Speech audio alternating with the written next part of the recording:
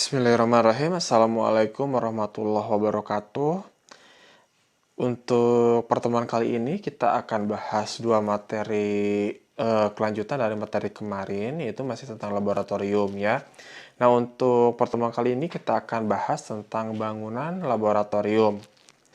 Nah, yang pertama adalah tata letak laboratorium. Yang akan kita bahas di sini adalah secara umum dan akan saya tekankan kepada lebih kepada penggunaan laboratorium pendidikan ya, karena kalian nanti akan lebih banyak bekerja itu di laboratorium ya, di laboratorium pendidikan yaitu di Poltekkes ya. Nah, tapi secara umum eh baik tata letak, kemudian persyaratan dan fasilitasnya itu hampir sama dengan laboratorium pada umumnya ya. Yang membedakan hanya spesifikasi dari bangunannya saja ya, yang disesuaikan dengan jenis laboratorium. Nah, yang pertama, bangunan laboratorium itu tidak sama dengan bangunan lainnya pada umumnya ya. Yang pertama itu tata letak laboratorium tidak terletak pada arah angin yang menuju bangunan lain atau pemukiman. Oleh karena itu, biasanya kalau laboratorium itu letaknya biasanya terisolasi ya, berjauhan dengan bangunan lain yang banyak orangnya ya. Nah, kemudian bangunan laboratorium tidak berdekatan atau dibangun pada lokasi sumber air. Nah, dikhawatirkan nanti ada cemaran ya dari laboratorium ke sumber air atau seperti ke sumur ya, seperti itu. Nah, kemudian bangunan laboratorium itu jangan terlalu dekat dengan bangunan lain. Ini sudah dibahas ya tadi, nanti berkaitan dengan yang nomor 1 terkait dengan tadi arah angin. Jadi kalau terlalu dekat nanti ada gas yang dihasilkan oleh lab atau buangan dari lab itu nanti bisa berpindah dan mencemari bangunan lain yang banyak mengandung orangnya ya. Tuh. Nah, kemudian berikut ini adalah persyaratan minimal laboratorium farmasi ya. Yang pertama itu adalah jenis dan jumlah peralatan serta bahan habis pakai berdasarkan pada kompetensi yang akan dicapai. Dinyatakan dalam rasio antara alat dengan peserta didik. Jadi nanti biasanya jumlah peralatannya itu biasanya ada beberapa yang 1:1, ada juga yang porsinya sedikit seperti alat-alat berat ya. Seperti mesin cetak tablet, kemudian uji alat disolusi. Nah, itu biasanya rasionya sedikit seperti 1:40. Tapi alat-alat yang sering dipakai seperti tabung reaksi, kemudian gelas ini biasanya itu rasionya 1:1 ya. Nah, kemudian bentuk atau desain laboratorium harus memperhatikan aspek keselamatan dan keamanan ya. Nanti lebih lengkapnya akan diuraikan ya dari segi aspek laboratorium ya, seperti spek dindingnya seperti apa, kemudian instalasi airnya, kemudian perlengkapan keamanannya ya, nanti akan kita bahas di belakang di fasilitas.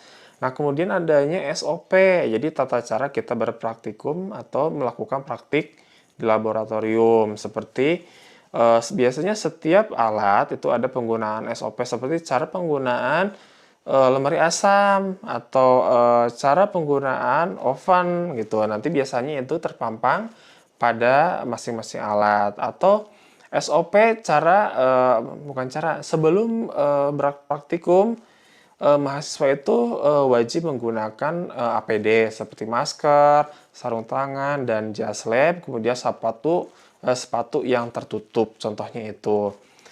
Ya, jadi ada beberapa yang harus diperhatikan nanti biasanya sudah terpampang di lab ya, SOP-nya. Nah, kemudian laboratorium agar aman dan nyaman bagi peserta didik dan dosen, maka harus yang pertama adalah keadaan ruangan memungkinkan untuk dosen atau instruktur dapat melihat semua peserta didik ya. Jadi biasanya dosen itu ditempatkan di tempat yang strategis, biasanya di depan ya, di depan lab, di mana biasanya bukan peserta didik, dosen itu dia bisa melihat seluruh ruangan ya. Ada juga biasanya untuk memperjelas pengamatan dosen untuk mengamati atau mengawasi mahasiswanya, biasanya meja dosen itu dibuat lebih tinggi dibandingkan dengan meja kerja mahasiswanya. Nah, kemudian peserta didik harus dapat mengamati demonstrasi atau simulasi dari jarak maksimal 2 meter dari meja demonstrasi. Nah, itu ya. Tapi biasanya kalau dosen itu untuk melakukan demonstrasi langsung pada meja kerja peserta didik biasanya langsung mencontohkan ya. Nah, kemudian lantai laboratorium tidak boleh licin, harus mudah dibersihkan dan tahan terhadap tumpahan bahan kimia ya. Nah, biasanya ini untuk lantai ada yang terbuat dari porselen, ada juga yang dilapisi dengan lapisan cat epoksi ya, itu. Jadi tergantung penggunaannya ya. Kalau biasanya di lab kimia itu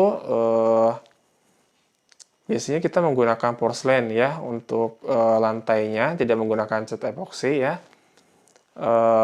Soalnya kalau porselen atau marmer atau keramik itu dia lebih tahan terhadap tumpahan, berbeda dengan epoksi. Kalau epoksi itu biasanya digunakan untuk lab-lab yang mengharuskan dia steril ya. Jadi berbeda speknya nanti antara laboratorium kimia dengan mikrobiologi atau lab steril ya. Nah, kemarin kita juga bahas mengenai salah satu standar lab yang steril itu biasanya sudut antar pertemuan dinding atau antara lantai dengan dinding itu dia tidak boleh melengkung ya, dan tidak boleh ada celah ya atau retakan atau sambungan antar keramik ya. Itu biasanya akan menyimpan pengotor ya, bahan kontaminan ya. Itu biasanya. Jadi untuk lab steril biasanya digunakan menggunakan lantai yang rata dan dilapis dengan cat epoksi ya. Tuh. Nah, kemudian alat-alat atau benda-benda tidak boleh dipasang di dinding ya, atau tidak boleh menonjol sampai ke bagian ruangan tempat peserta didik bekerja. Contohnya di sini adalah pipa-pipa ya. Nah, kemudian kabel.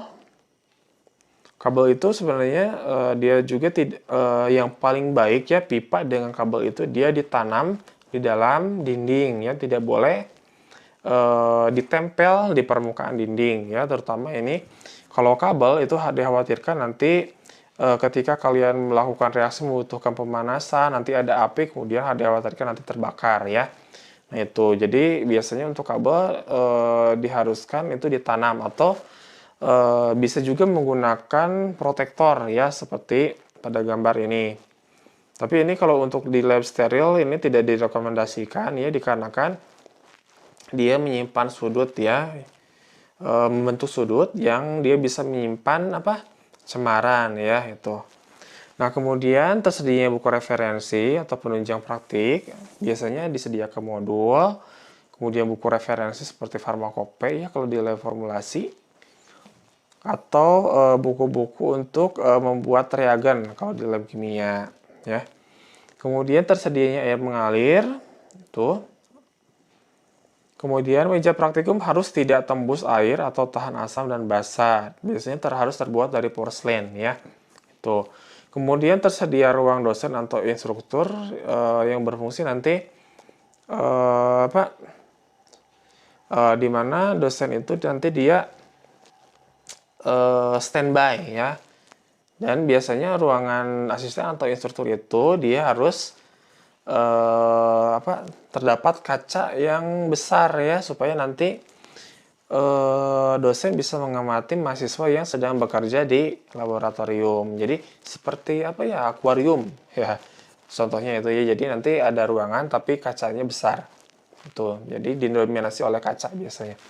Nah, kemudian tersedianya kebutuhan listrik seperti stop kontak ya. Jadi itu untuk kebutuhan praktikum juga sangat penting ya. Adanya sumber listrik.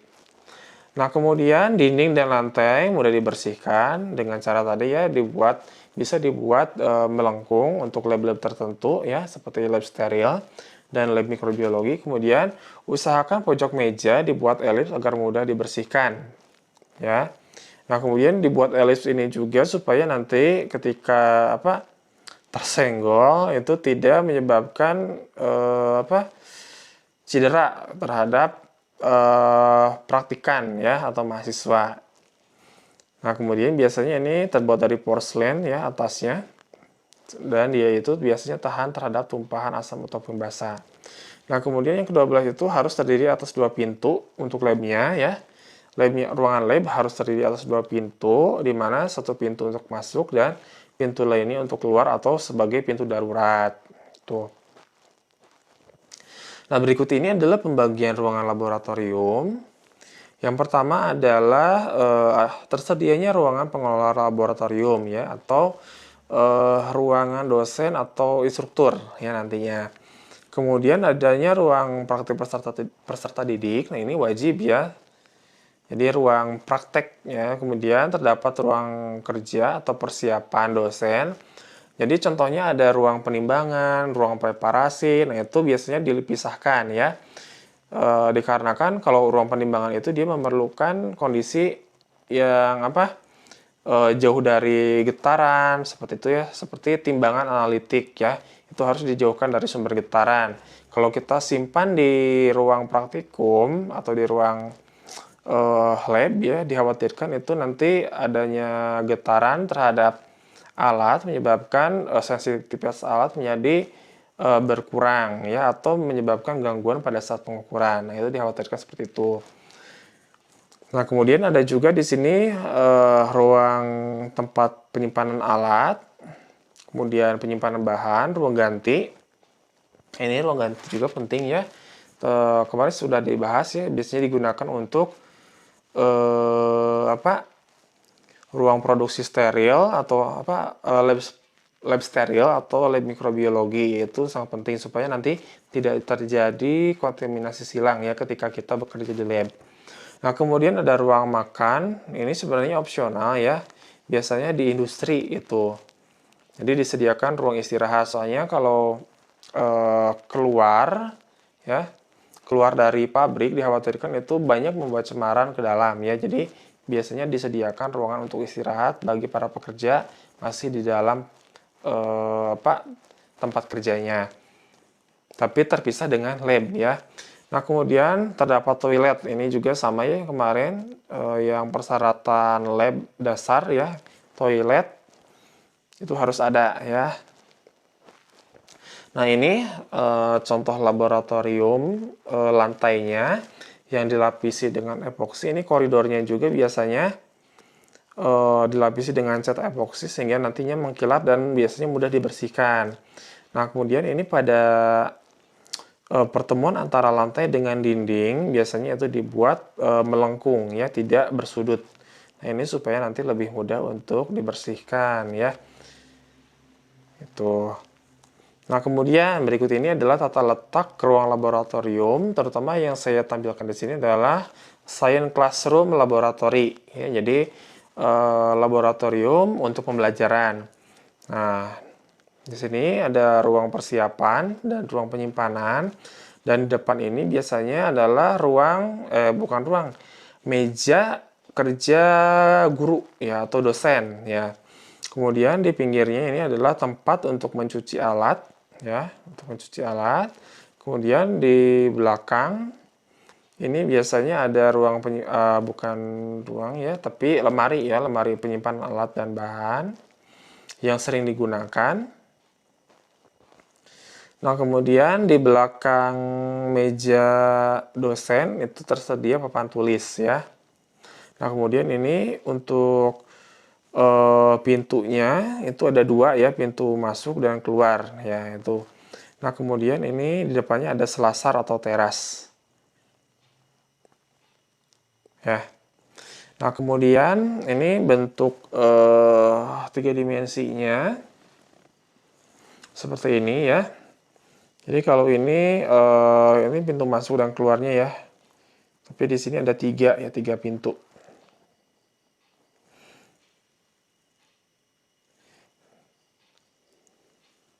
Nah, ini di depan meja dosen.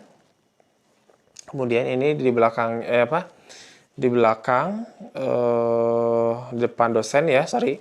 Itu tersedia meja praktikan, dan ini tempat mencuci biasanya dipisahkan di pinggir ya. Tapi ada juga meja praktikan itu yang sudah disediakan dengan tempat mencuci ya. Kalau tipe lab kita itu di mana tempat mencuci itu biasanya disimpan paling pinggir ya, di sekitar lab ya. Ini jadi tidak diletakkan di meja kerja. Untuk lab kimia dan farmasetika ya, tetapi untuk lab mikrobiologi itu tempat mencuci itu dia bergabung dengan meja kerja mahasiswa ya. Ini contoh ruangannya. Jadi di depan itu adalah meja kerja untuk dosen, dan di depan dosennya itu di sini ya adalah tempat kerja praktikan, dan di belakang ini adalah tempat untuk mencuci ya. Nah, kemudian bentuk ruangan biasanya mengotak atau bujur sangkar ya, tapi disesuaikan juga dengan denah atau lokasinya, tapi pada umumnya itu kotak atau bujur sangkar ya. Nah, kemudian untuk luas ruangan sama di sini juga harus disesuaikan dengan kapasitas peserta didik ya. Kalau kapasitas peserta didik yang ideal itu untuk di Poltekkes ya, yang kita punya itu adalah 20 ya. Nah, kemudian ini persyaratan ruangan. Jadi setiap satu orang peserta didik itu dia hanya memerlukan ruangan kerja atau meja kerja itu minimal adalah 2,5 meter persegi. Nah, kemudian disediakan ruang kosong antar tembok dan meja kerja sekitar 1,7 meter. Fungsinya adalah untuk memudahkan mobilitas alat atau pengambilan alat ya, atau tempat lalu lalangnya mahasiswa. Kemudian jarak antar ujung meja dengan meja yang lainnya itu tidak kurang dari 1,5. Nah, ini sama juga tadi fungsinya seperti yang B ya, supaya praktikan itu dapat lebih leluasa ya ketika mereka bekerja. Nah, kemudian luas ruangan harus sebanding dengan banyaknya peserta didik ya. Jadi dengan memperhatikan tadi aspek ini ya. Jadi meja kerjanya itu dia 2,5 dikali dengan jumlah mahasiswa seperti 20 ya. Nah, kemudian ditambahkan dengan space antar meja dan antar meja dengan dinding dan meja dengan meja ya. Jadi kita bisa perkirakan luasnya berapa ya. Nah, kemudian selanjutnya luas ruangan penyimpanan alat dan bahan, terutama di sini biasanya harus dipisahkan ya. Kalau kita menyimpan peralatan itu dipisahkan dari lab ya, untuk bahan ya dipisahkan dengan lab, tapi untuk beberapa alat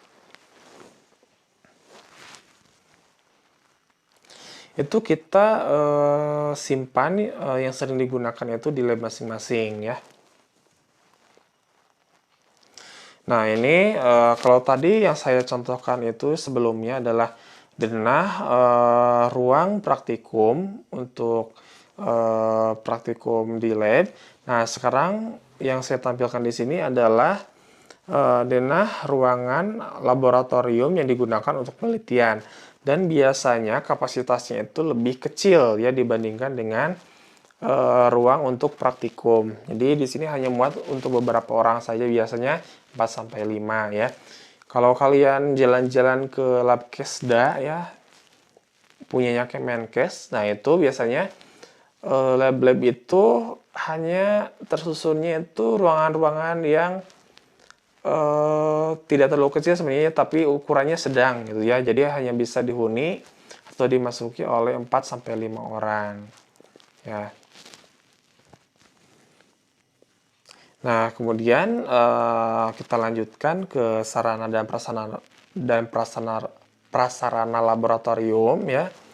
Nah, untuk fasilitas laboratorium itu sendiri biasanya harus disediakan ini yang wajib ya, ada 10 item seperti listrik, ventilasi, air, meja kerja, wastafel.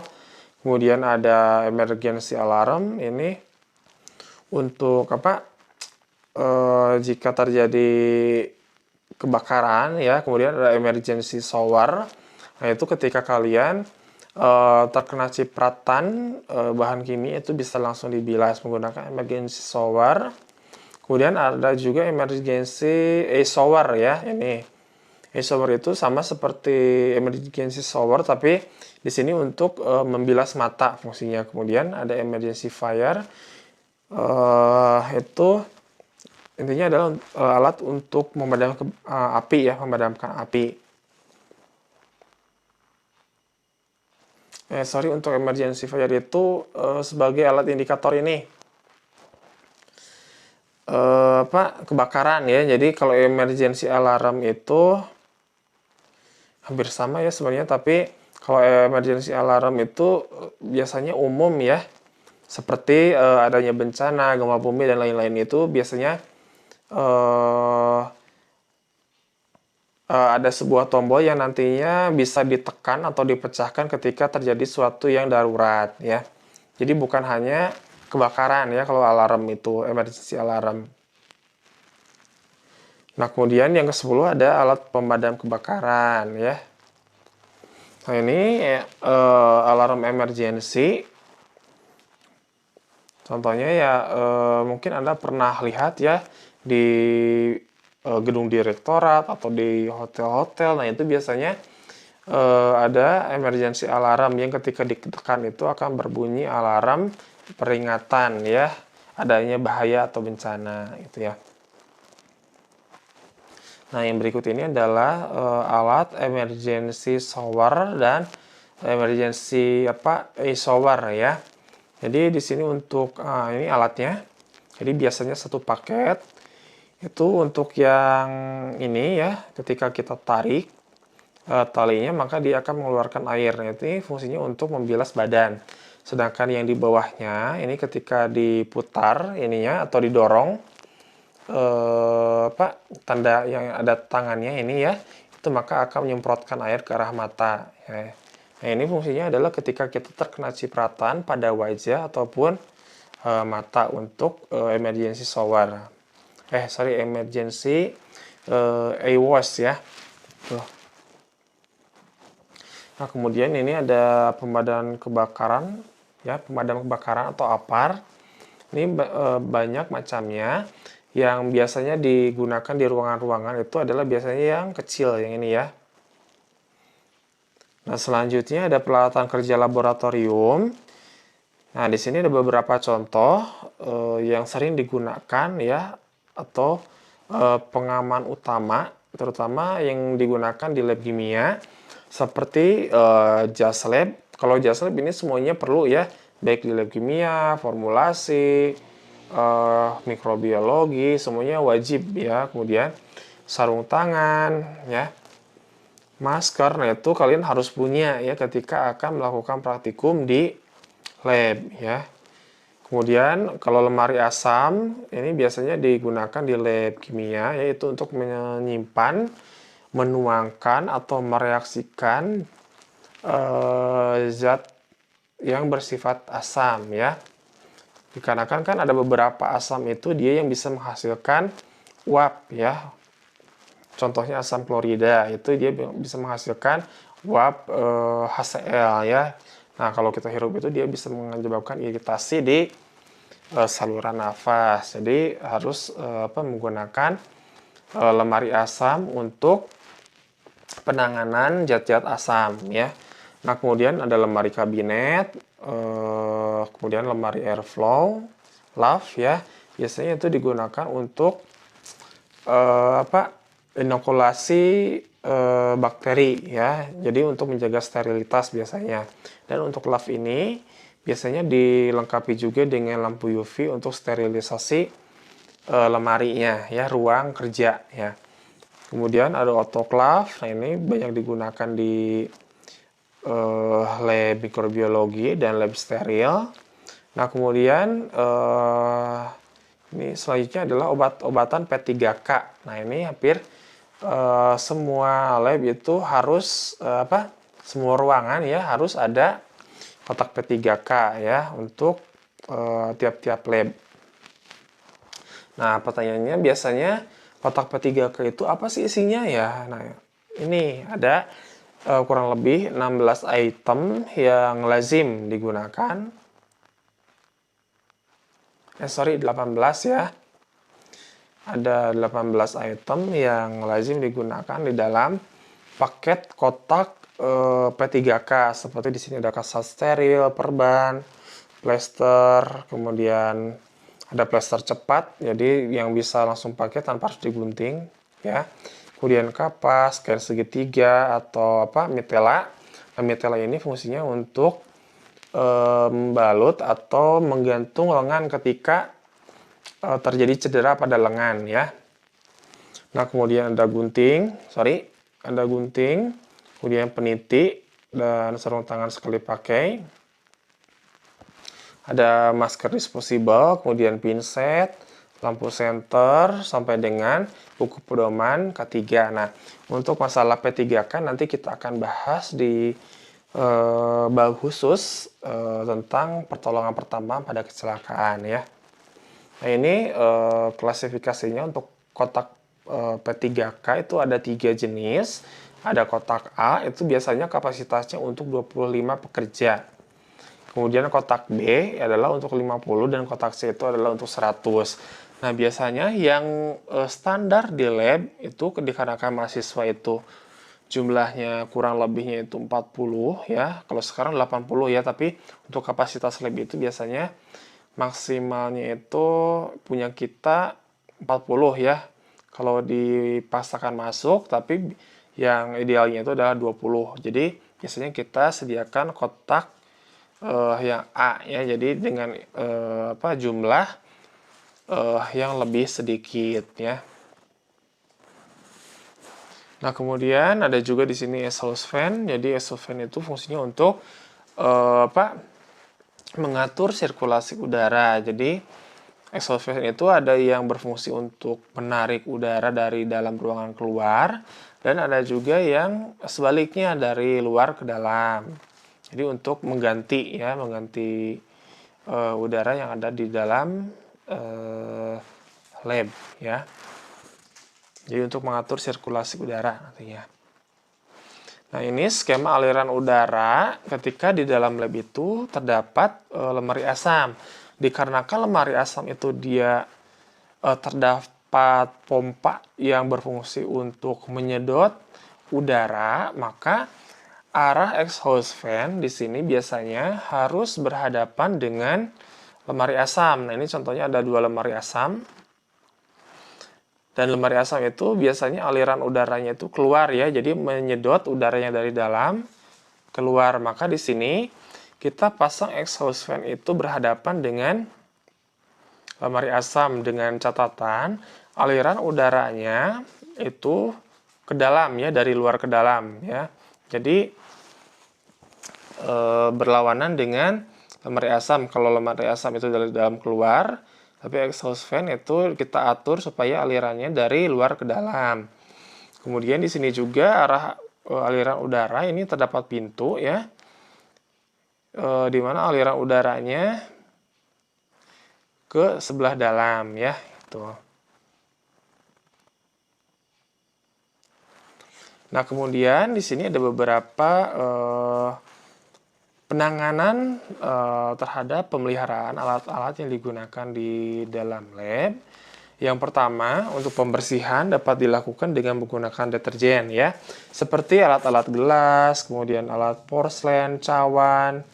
Kemudian ya biasanya itu menggunakan atau alat-alat yang berbahan plastik bisa menggunakan deterjen sebagai bahan pencucinya. Tapi ada juga yang dari logam itu bisa juga digunakan menggunakan air dan deterjen. Tapi ada juga yang tadi bersifatnya korosif, itu kita bisa lap menggunakan air dulu, kemudian kita lap kembali menggunakan pelarut organik seperti etanol atau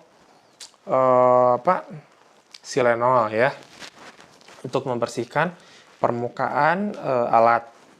Nah, kemudian alat yang terbuat dari kaca yang berlemak atau terkena noda yang sulit dihilangkan, maka bisa menggunakan larutan natrium bikromat dalam asam sulfat pekat. Ini sifatnya oksidator kuat ya, jadi harus hati-hati. Nah, kemudian di sini juga untuk alat-alat logam akan lebih aman jika diletakkan atau disimpan di tempat yang kering, tidak lembab, dan bebas dari uap korosif. Nah, makanya untuk penyimpanan alat-alat logam itu biasanya setelah dicuci itu harus langsung dilap menggunakan tisu kering atau lap kering ya, supaya nanti tidak terjadi karatan ya. Kemudian alat-alat yang terbuat dari karet, lateks, plastik, dan silikon itu ditempatkan pada suhu kamar terlindung dari debu dan panas ya. Nah, kemudian alat yang terbuat dari kayu, fiber, itu bisa disimpan pada suhu yang kering ya. Pada tempat yang kering ya. Kemudian untuk ruang pemeliharaan atau penyimpanan itu biasanya ber-AC ya, terutama untuk alat-alat instrumen yang memiliki sensitivitas terhadap suhu seperti alat-alat HPLC ya, untuk mengukur kadar, atau spektrofotometer. Nah, itu semuanya harus disimpan pada suhu tertentu, jadi tidak boleh terlalu panas nantinya. Nanti soalnya akan berpengaruh terhadap kinerja alat. Nah, kemudian tersedia lemari tempat alat pelindung diri atau APD ya. Jadi kemudian selanjutnya adalah penyimpanan, tata cara penyimpanan baik alat maupun bahan. Nah, kita sekarang lihat dulu yang alat ya. Kalau untuk alat yang berat biasanya disimpan di paling bawah, jadi tidak disimpan di tempat yang tinggi. Nah, tujuannya adalah untuk mempermudah pengambilan ya. Nah, kemudian peralatan disimpan di tempat yang tersendiri, yang tidak lembab ya, tidak panas, dan hindarkan berdekatan dengan bahan kimia yang bersifat korosif. Kemudian untuk penyimpanan alat dan bahan dapat dikelompokkan berdasarkan jenis dan sifatnya, kemudian ukuran atau volumenya, dan dari bahan-bahan bahan materialnya ya, seperti spatula sendok terbuat dari stainless ya. Kemudian ada lagi batang pengaduk terbuat dari kaca, maka kita harus pisahkan ya, supaya nanti lebih mudah dalam pengambilannya gitu ya. Nah, kemudian alat yang sering dipakai diletakkan di ruangan laboratorium atau tempat kerja ya. Jadi supaya nanti tidak bolak-balik kita mengambil ke ruang penyimpanan alat. Jadi bisa langsung diambil di tempat kerja.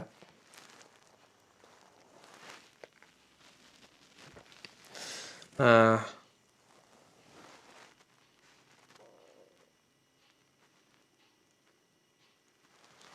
selanjutnya, untuk bahan habis pakai, penentuan tempat penyimpanan biasanya harus memperhatikan sifat bahan. Apakah dia terbuat dari kayu, seperti rak tabung reaksi, kan itu biasanya ada yang terbuat dari kayu. Kemudian ada juga yang terbuat dari besi atau logam, seperti tadi ya, spatula sendok atau static clamp. Nah, kemudian apakah dia terbuat dari kertas, plastik, kain, karet, dan lain-lain. Itu nanti harus dikelompokkan ya. Nah, kemudian tempat penyimpanan harus aman, bebas dari penyebab kerusakan. Nah, kemudian cara penyimpanan harus memperhatikan ciri khas atau jenisnya. Misalnya, peralatan disimpan di tempat yang sesuai dengan di tempat yang sesuai dengan memperhatikan syarat-syarat penyimpanan.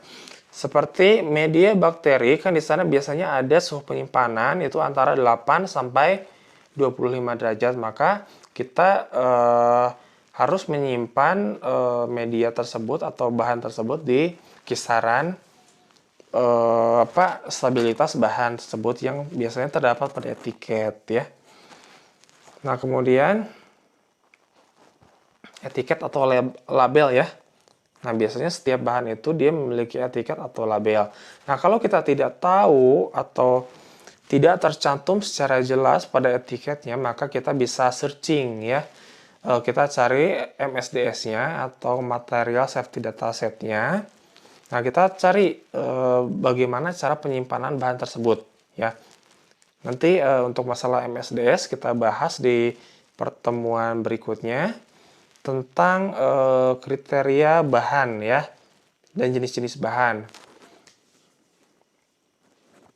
Nah, kemudian untuk bahan-bahan kimia yang berbahaya, mudah terbakar, itu harus diberikan label peringatan ya.